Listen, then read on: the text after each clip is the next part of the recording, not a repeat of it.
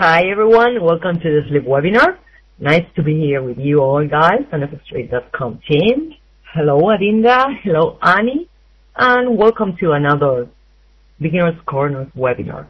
As you may know, the Beginner's Corner has been built by FXtrade.com to improve trading among not professional traders. The fact is that it's not just for beginners, as we are going to discuss from the beginning all the technical strategies as books teach them, but we are also going to take a look at some tips and tricks that maybe books does not share with us, but it came from at least my experience, okay?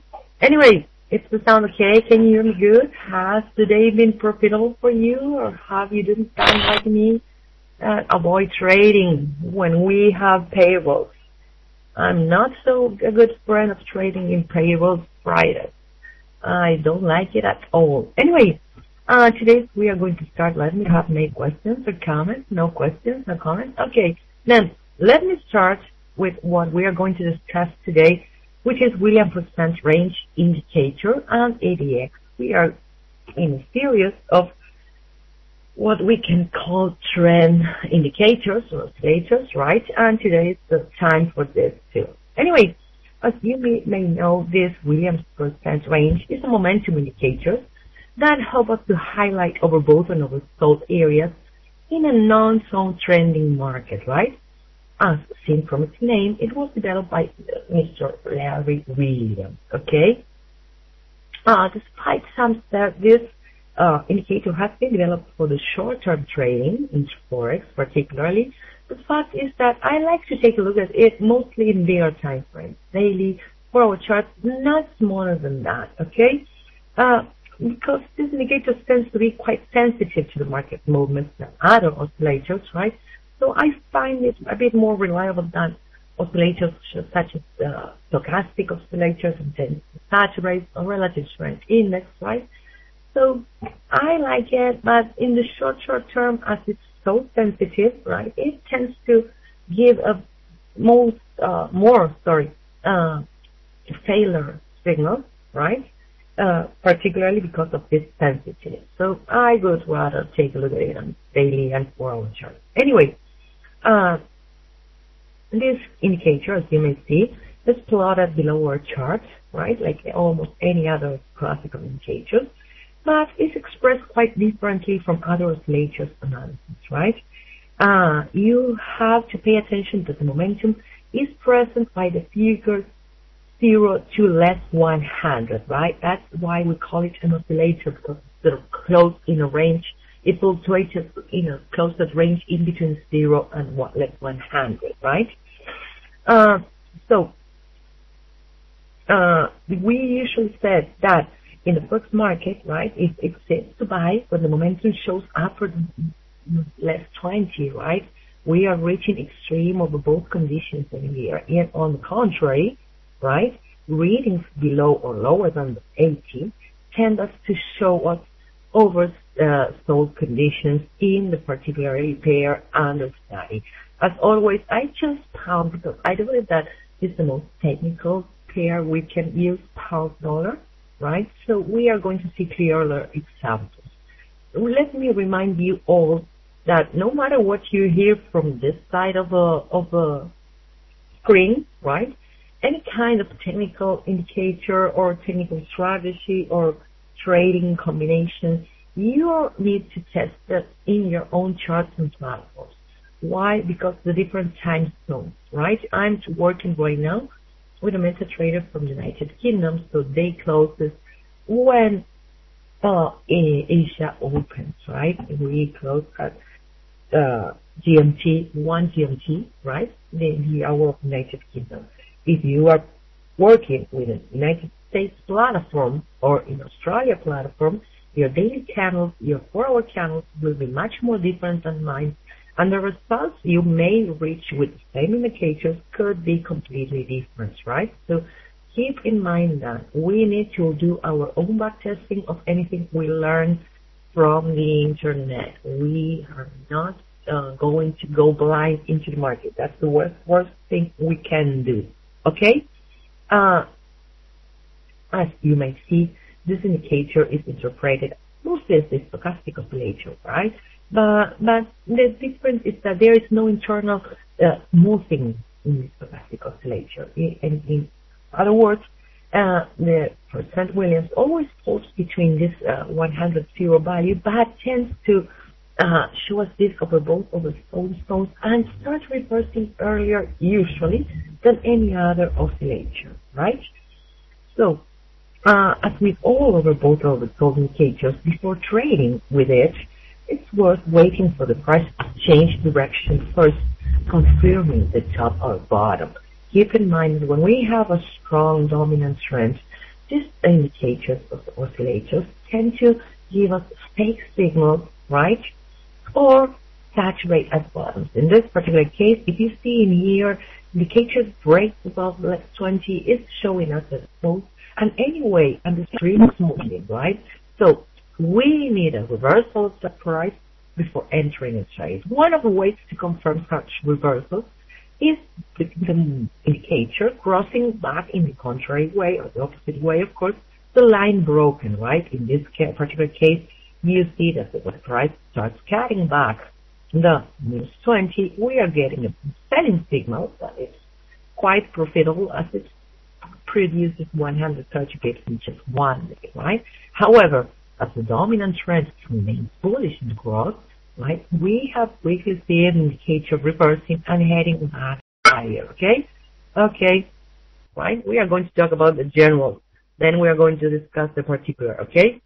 Anyway, and back in this particular case, right, we have seen the pair reach extreme oversold conditions, and once it cut back downside up, in this particular case to the upside, we get a great buying signal that extends and extends and extends, and as long as the indicator does not reverse, right, the signal continues to be valid, right? As I was saying a bit earlier, it's a bit more sensitive, so this is great to follow trades, because if the indicator, as being sensitive, tends to reverse sometimes before the right time, right, continues to move straight, that is a great signal that the trend will probably continue developing and our trade is mostly healthy and that we may remain in the market will be a good choice, okay? However, as all of these technical indicators, keep in mind that there are different readings coming from them that help us to just take a look at the indicator, right? Help us to tell us if the signal is good or not so good one. Usually, we say that when with this kind of oversold or both indicators made a B shape, a B like this one, right? We have a B, clear B, right? And a straight cross, this signal tends to be much more clearer and more stronger than the ones that tend to be rounded or have no such definitions as with the B. Usually, the B ones follow with a straight cut as vertical better, tend to be great. You know, when it comes to technical indicators, oscillators or whatever you want to call them, at the end, at the bottom, they are almost the same average of past movements that attempt to forecast future ones, right? The difference in between, if it considers price, if it's considered highs, lows, averages, or the time, right, is not what is important. The important thing is that you may find out after several years of backtesting and observing the market that certain indicators may fit better your trading possibilities and conditions, and that certain indicators are more reliable with certain currencies, right? So, again, it's not the tool we use to forecast the market, it's how we use and how much we rely in that tool what makes us successful traders. Anyway,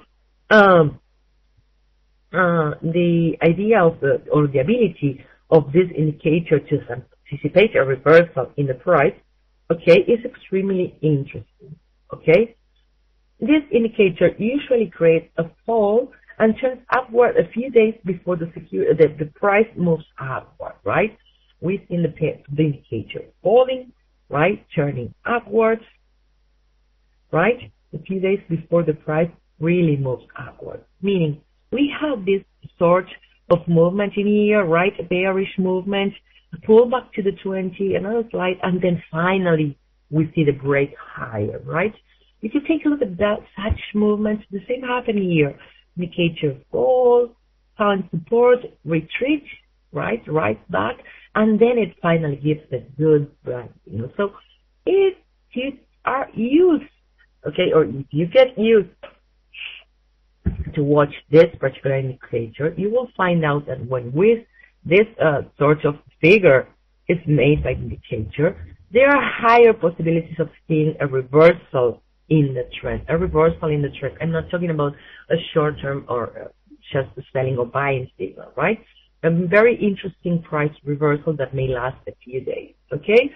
But as I was saying, these indicators, oscillators that tend to show us overbought or oversold areas, right? Can saturate at extremes, right? And show signs of deterioration before the price in fact reverse, right? Before the price show us such reversal movement, right? That is the first signal, right? Not signal, but sign, better said, that the overbought readings may start very soon. However, if we are so anxious to get into the market at that particular moment, right, that will play against us, as there's a good chance that may be initial profit, okay? Anyway, the fact is that when Mr. Williams developed this indicator in his additional work, right, he focused on a 10 trading days, right? The indicator was set to a 10 period. Why? As you may know, all these technical oscillators or indicators had been developed for stocks markets, okay? So when we are talking about trading and we are applying it first all what they have already done long ago, okay, in that stock market, right? So that's why when we come to the Forex market, we are seeing that the 14 period indicator tends to be much more reliable and not so noisy as a 10 days one. Honestly, I believe that any indicator or moving average below 10 or 10 itself is not much reliable or good to trade, right? 14 seems to be a good number for almost any indicator in the Forex market, and that's why we are applying these 14 trading days, okay, to understand which one is the range of that last days that will tell me where the price may found or not oversold or overbought condition. Okay. Anyway, another thing I would like to add about this particular indicator, right? It's not just a hidden science, right? Is these overbought or oversold indicators, right? Show us over both levels. The best action is to wait for that price reversal, right? Because selling just because the pair seems to be overbought or oversold may take a trader out of a particular market long before the price falls. Because again, overbought or oversold indicators can remain in that area for a long time, and what I call saturating the stream. So therefore, a filter is necessary, as with any other technical indicator. In this particular case, I would suggest two kind of strategies to filter the relative, the percent Williams. One is the use of MACD. MACD tends to lag. MACD tends to be a slower indicator. So if we are combining this extremely sensitive one with a one that lags a bit of direction, then we are going to know exactly when we get into the market. This will probably give us the first sign that the market would start reversing, while would be better to get the signal that and confirm the signal that that percent Williams is giving us. The other way of filtering, and I believe that it's one of the best as always, is the use of trend lines, okay? And trend following indicators such as momentum, ADX, or whatever you want to like. But MACD, momentum, and trend lines, I do believe that are the best combined with this Williams percent to reach a more profitable trade strategy combined. Okay. Anyway, the fact is that the developer of this indicator, right, he defined a certain number of trading rules, so I would like to share them with you before I let you ask questions and we move on to ADX. The fact is that you may buy, right, the cross when it reaches 100, right? Despite, as you may see, that once we reach 100, like this particular case, right, in this candle, the pair fell much more and the indicator reverted, okay, without confirming, in fact, by price action such reversal, right? So keep that in mind. Always the bulk rules are not the Forex rules. You need to confirm the break of a price reversal with a break of the minus 80 line in this particular one, right? In this particular chart, okay? But he says that, and the developer says that usually, right? Let's see, it's pretty interesting. That's what I want to share with you. 5 trading days later, after the price reaches that 100 level, right? The price will probably start to reverse. If you take a look at the series and the statistics, and due to that behavior of pullback we have seen several times, you will find out that actually pound dollar tends to do so, right? In between 4 and 5 days, the signal is getting confirmed. However, it's not like that always. So again, it will really depend on your kind of trader or the kind of trader you are. If you are a more conservative trader, I do believe that it's worth to wait and signal to be confirmed. But if you like to take a bit more risk, then keep in mind that the price action may extend against you, right? But usually the percentage will be in your favor after 5 days, mostly if we have this kind of pullback concern, okay?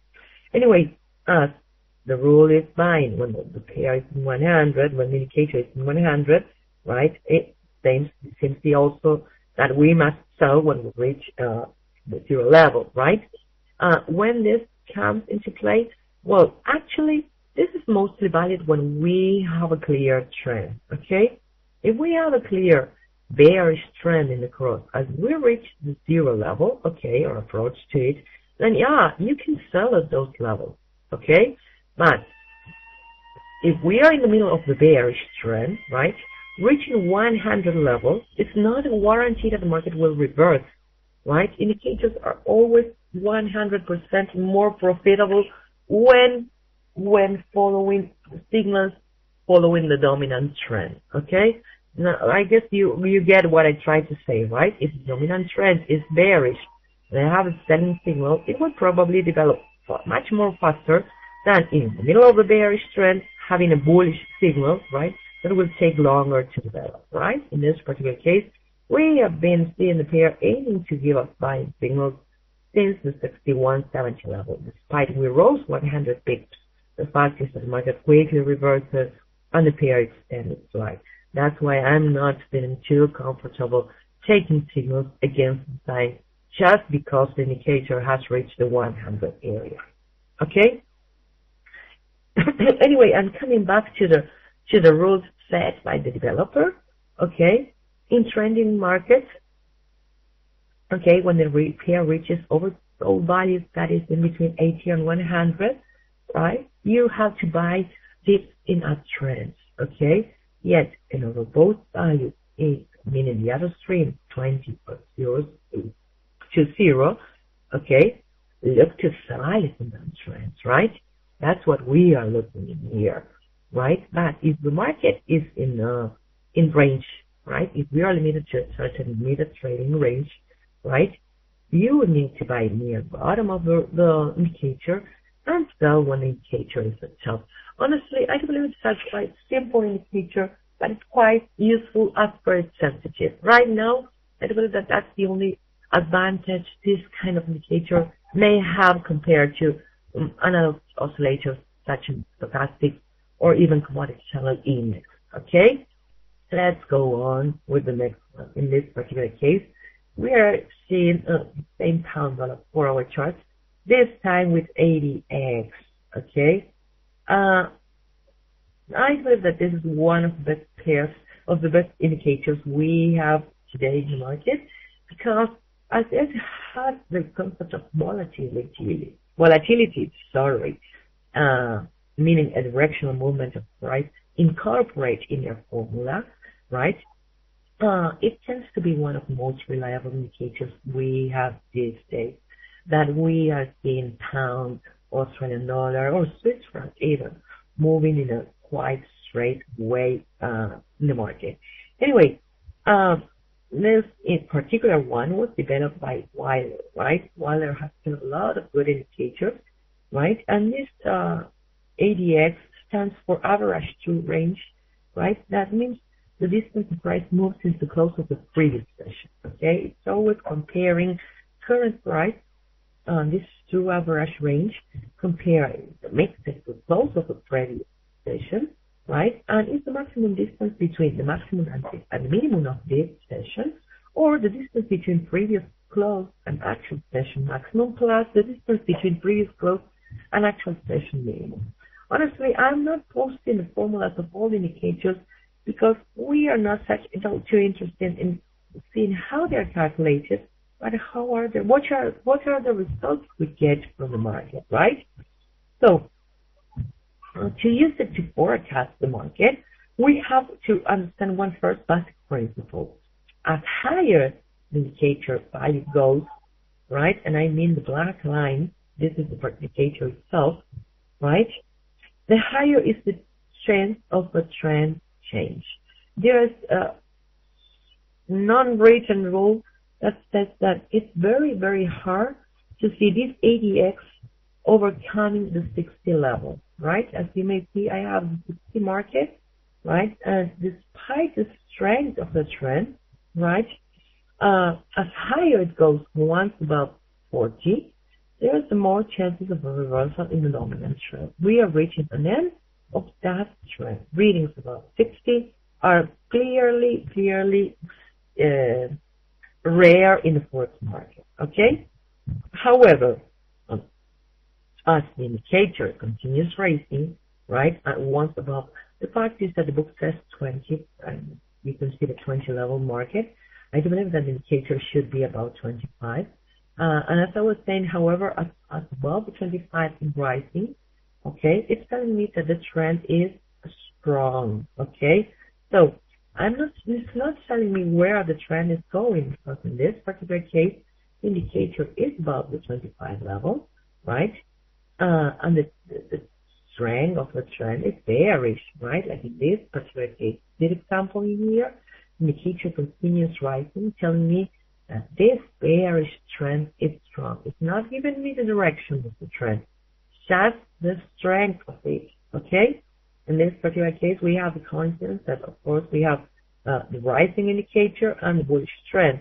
But remember that it's not measuring the trend, it's not telling me the direction of the trend, but it's telling me the strength of it, right? In this particular case, we have a strong bearish trend developing with the indicator rising, and the trend finding, bearish trend finding the bottom once the indicator reaches the 60 area, okay? Again, in this particular case, we have a strong bullish trend, and again, indicator rising, reaching barely above 60 before finally reversing and correcting and looking at trend, right? When the indicator starts to fall, right, it's only telling me the previous trend is losing momentum. It's not telling me that the trend is going to reverse, right? See what happened in this case. We reached the 60 and the trend by the bottom, right? But we have seen some consolidation and lateralization before we actually see a bullish trend developing, right? In fact, the bullish trend started here according to the indicator. It's not telling me that we have a reversal. It's just telling me that it's exhausted. And when the indicator starts falling, it's telling me that the trend is losing strength, not changing. Keep that in mind, okay? Anyway, as I said, the higher the indicator value, the stronger is the trend. Yet at the same time, the higher are the chances of seeing a top or bottom of that trend and then a reversal of such. But remember that this is a kind of slow indicator, right? So it's not going to turn at tops or bottoms. Usually, ADX is a secondary indicator to tell me whether we are in the middle of the trend. However, it also includes two different average, right? The blue line that you see in here called plus EA, okay? That average all the upside movement, right? And the less DA in red, this one, okay? That is an average of all the downside movement, right? So these two lines are the ones that are giving me the buying or selling signal. As I told you, keep in mind, we need to see the ADX about 25 at least, okay, to understand that the trend has strength. So I won't take any kind of signal coming from the ADX, meaning across of the blue and red lines, okay, if the black one, the ADX itself, is below 25, okay?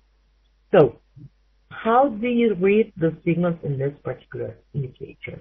In this one, all signals must be read in the same direction, meaning downside up cross, okay? I will enlarge a bit the chart to see if we can see it clearly, sorry. Okay, there we are.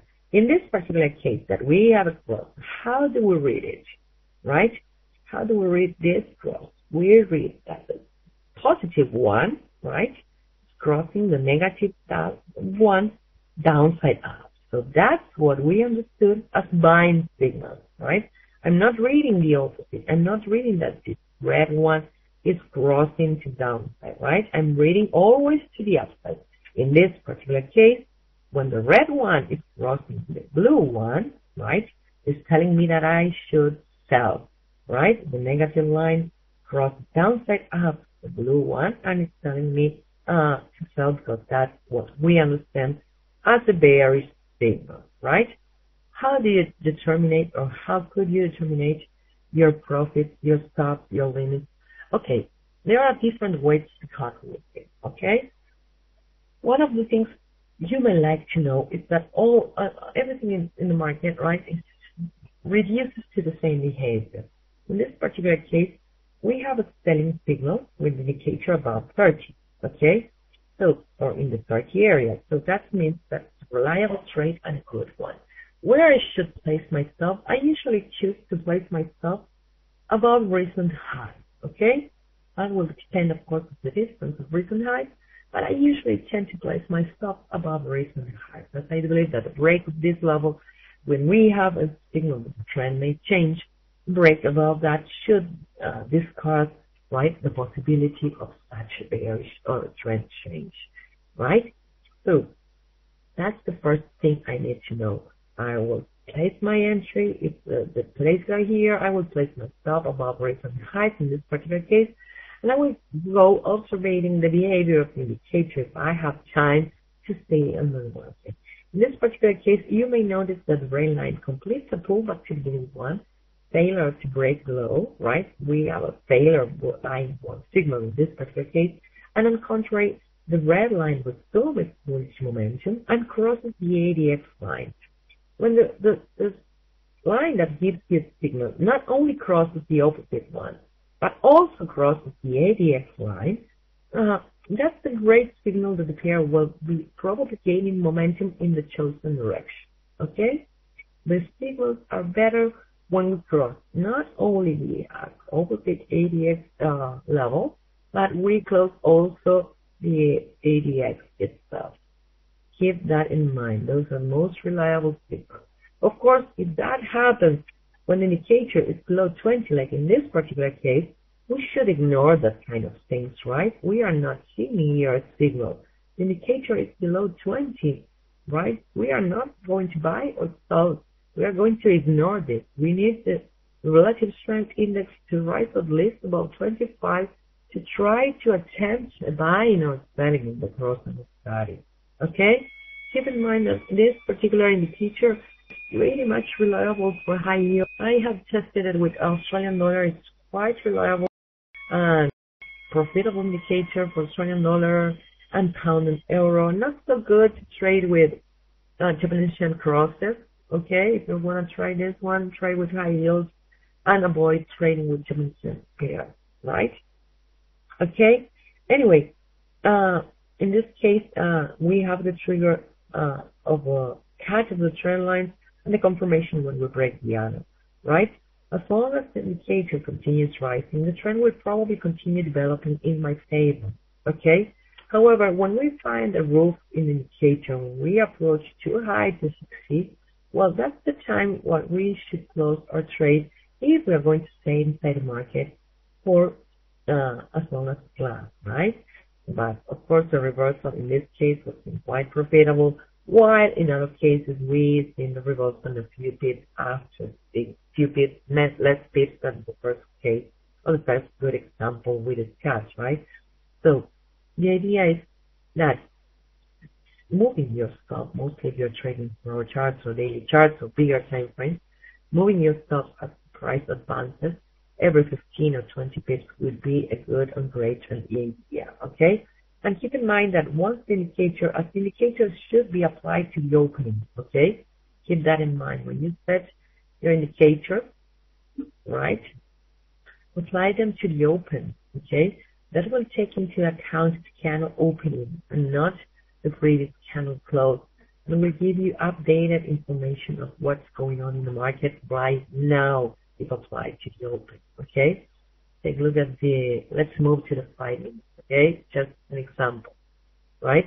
As the price falls, you will see the indicator falls, right? But if the price starts to rising, you will see that the ADX will start rising pretty fast. Why? Because it's taking the latest data of the market, okay? See how it's changing the black line? So that's why it's a good idea to apply it to the open and not to close, because close will take into account last candle close, right? And it's not giving or taking into account information of this last candle, right? This particular one, this candle is already gone, it's closed there, and this one is slightly bullish, right? Of course, not 5 minutes, but it's an example so you can see how the indicator moves, okay? Anyway, back to the forward charts. One other thing I would like to add is that this is a close oscillator, right?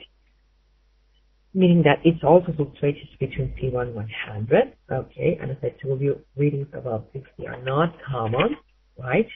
While once above 40, you may start thinking of closing or checking for profits out of the table. However, also breaking above 40, if you are not inside the market, right? It's also telling you that there's a good chance to see a bottom or a top developing price soon, advancing you what may happen in the upcoming days. Always remember, under 25, Sparks books said under 20, I would say under 25, indicators under 25 is no trade. Okay? And finally, as in all trading systems, when one of the conditions that get you into the market is lost, then that is your outside of the market signal, right? Meaning, take a look at this particular case, right? I have a selling signal in this particular moment when the indicator at 28, which means I should have or could have taken, right? However, in a couple of candles, right, we have a reversal of that signal and a buying signal, really fast. Not even 2 candles distance in between those ones, right? So as soon as the indicator changes and I have a signal contrarian to the one that gets me into the market, I must close my trade, right? Because in this particular moment, right, if I have sell when I get the signal with this candle opening, I will be 69 pips up, right? At the moment, the price inverts the rally and opens this new candle in the opposite direction. Again, applied to open is so important, right? With the opening of a candle, right, price starts reversing and the indicator is telling me so. So better take profits, better close, no matter if you are plus 69 or less 1 or less 2 or plus 2, because there is a good chance, right, that the price will move in the opposite direction of the trade. Again, in all trading systems, in all trading strategies, no matter what indicator you use, when one of the conditions that gets you into the market is lost, then get out of the market, okay? Close the trade with a small profit, with a small loss, and forget about that. It's no use once you close the trade, just sit inside the screen and say, oh, see, if I will hang out, I will have win or I will have do, no matter what, I mean, the conditions is lost, leave the trade. Okay? Close. I usually say that the best way to avoid any kind of psychological consequences to that movement, which are intended to protect our capital, right, is to stop watching at that particular pair, right? If we have a selling signal and quickly revert it into a buying one, I will close my trade and forget about pound and turn to the euro, to the Swiss, to whatever other cross you may like, okay? But don't stay there watching what good had happened. It's already gone, okay? Anyway, then I will leave you guys, wishing you all a very great and happy weekend, okay? And see you back on Sunday with the market opening. So I hope you had enjoyed the session. Thanks to you, John. I was missing you. Didn't see you for long. And next Friday, we will keep on talking about technical indicators and technical oscillators and some more trading strategies, okay? Okay. Thanks all, really, and have a great weekend.